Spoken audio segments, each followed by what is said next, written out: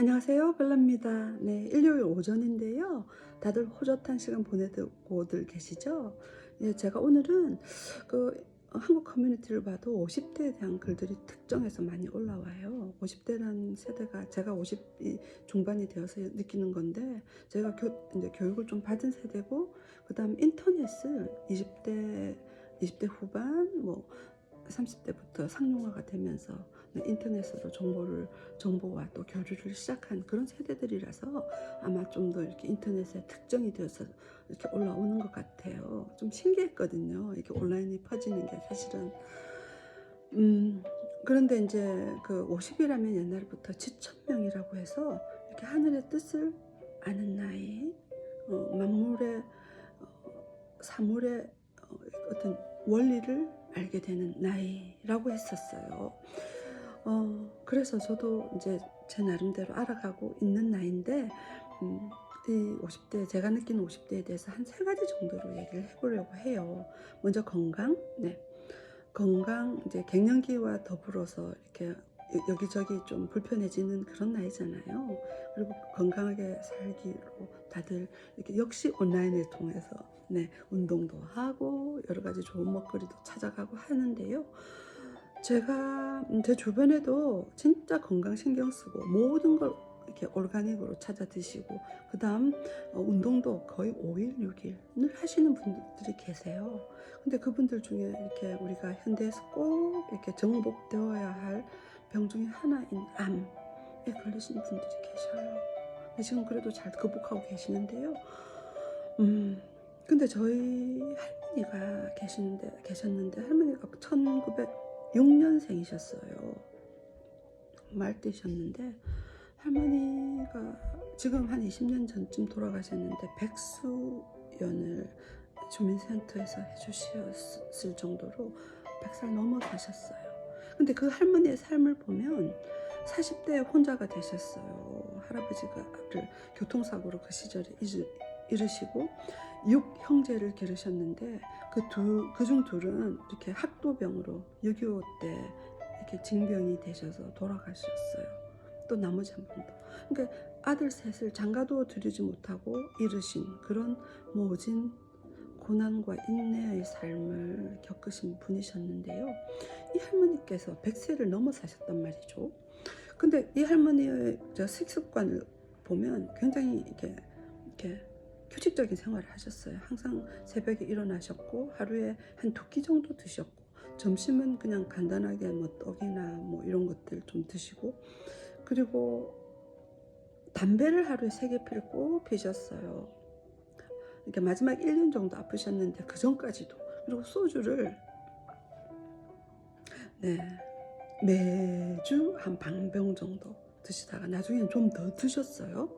그랬는데도 이렇게 큰 병은 없으셨고 이제 마지막 1년 힘드셨죠. 그랬었는데 제가 보기에는 이게 왜 그럴까 하니까 정신력. 호랑이한테 물려가도 정신만 차리면 산다. 저도 교통사고를 겪고 또 코비드도 겪었거든요. 다음에 영상으로 소개해 드릴게요. 그랬는데 이 정신력, 제가 포기하면 주저앉게 되는 거예요. 정말 정신력으로 이렇게 극복해 나가면서, 또 중요한 게 본인 스스로 스트레스를 느끼지 않으려고 해야 돼요.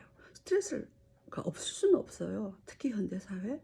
그 스트레스를 스트레스로 받아들이지 말고 나와 같이 동행하는 동반자다. 스트레스도 동반해야 되는 어떤 띵이다, 이렇게 생각하고 스트레스를 매니지하면서 살아가면, 거기에 음식과 또 이렇게 식단과 또 이렇게 운동 곁들이면 건강하게 또 지낼 수 있지 않나, 이런 생각이 듭니다. 그 다음 자녀와의 관계에 대해서 한번 얘기해 볼게요. 자녀가 없으신 분도 있겠지만 또 누군가의 자녀시잖아요. 근데 제가 생각해보니까 우리들은 50대가 넘어가니까 자녀가 있는 사람들은 빈둥지 증후군이라고 아시죠? 우리 아이들이 떠나고 나니까 둥지가 비어버렸어요.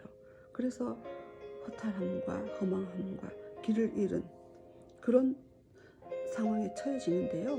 특히 자녀들에게 올인을 하고 자녀를 서포트를 많이 하신 분들일수록 더 그렇습니다. 잘 자녀들이 아직 어린 분도 계시지만 보통 또 대학을 졸업하고 또 이렇게 독립이 된 경우가 많잖아요. 그래서 제가 이렇게 생각하다 보니까 이렇게 또 저희는 또 어떤 세대예요. 한국의 삶과 또 미국의 삶이 또 이렇게 믹스가 된 상황이잖아요. 그래서 아이들은 또 원하는 거는 미국식이 많아요. 미국 애들이에요. 그러면 저희가 어떻게 해요? 저희가 절충을 해야 되겠죠. 자녀들에게 자유를 주고 그들의 사생활을 존중하고 자녀들을 어설프게 도우려고 해서도 안 되고 도와달라고 하면 내치지도 않아야 되는 그런 상황인 것 같아요. 저도 그리고 또 하나 웬만한 일들이 있으면 자녀들에게 손을 내밀지 말고 스스로 또 우리가 해결해 나가야 될 그런 저희들인 것 같습니다. 그리고 마지막으로 또 남편과의 관계가 있어요. 남편 요즘 이렇게 보면 60대 70대 심지어 80대도 황혼 이혼이라고 이혼을 원하는 이혼을 하시는 분들이 계셔요. 우리 50대들은 어떠세요? 특히 50대 남자들 어떤가요? 가부장과 또 이렇게 뭐라고 하나요? 이렇게 자유로운 사상이 교묘하게 겹쳐져 있는 그런 세대들이에요. 이 50대들은 엄청 허용적이고 자율성을 인정해 주는 것 같으면서도 남자들이 굉장히 또 가부장적인 분들이 많아요. 특히 그 미국으로 온 이렇게 이민 1세대들. 그런데 우리는 또 어때요? 저 같은 경우 분노를 하는 경우가 있거든요. 왜냐하면 그 남자들의 어떤 남편의 어떤 그 비합리적인 것, 반이성적인 행태들 가끔씩 드러나고 이렇게 하다 보면 그거에 대해서 엄청나게 분노를 느끼게 되고 같이 갈 수 없다 이런 생각이 들잖아요. 같이 가고 안 가고는 개인의 어떤 선택이죠. 그런데 제가 볼 때는 그런 생각이 들어요. 우리가 같이 가든 안 가든 분노에 차 있으면 나만 손해인 거예요. 분노를 내려놓고 뭔가 뭐 좀 이렇게 억울하다 생각해도 그 억울함을 흘려버려야 돼요.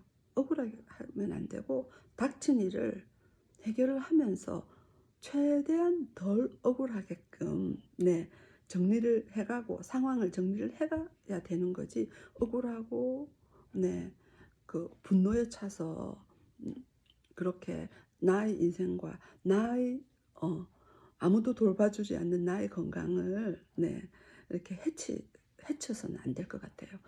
제가 볼 때는 그래요. 우리가 또 40대는 이미 한국에서는 잡 시장이 끝났어요. 그래서 어떤 이런 말들이 있잖아요. 40에는 학력이 평준화가 되고 어느 대학을 나왔건 어디까지 배웠건 그게 이미 큰 상관이 없는 나이가 되고 50대는 미모가 평준화되고 정말 예뻤던 사람들이 뭐 탤런트들 아니던 사람들 자기가 관리하고 자기가 이렇게 이끌어 나가는 데 따라서 거진 비슷해지는 거예요. 내가 아무리 50대가 아니라고 생각해도 사진 같이 찍어보면 50대인 거예요.